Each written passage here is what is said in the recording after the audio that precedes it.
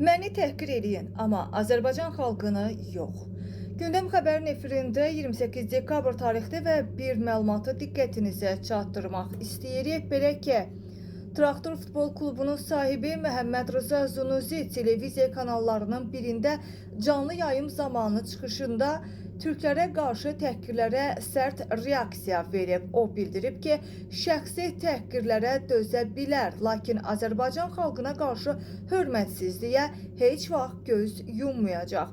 Qeyd eləyək ki, Zunuzi qeyd eləyib ki, etnik təhqirlər davam edərsə, komandanın oyunlara çıxmasına icazə verməyəcək. Futbolda başımızı da kəssələr, amma türklərə qarşı təhqir qarşısında geri çəkilməyəcəyi, xalqın qeyrəti traktordan da önəmlidir, deyə Traktor Futbol Klubunun sahibi Məhəmməd Rıza Zunuzi açıqlaması zamanı bildirib.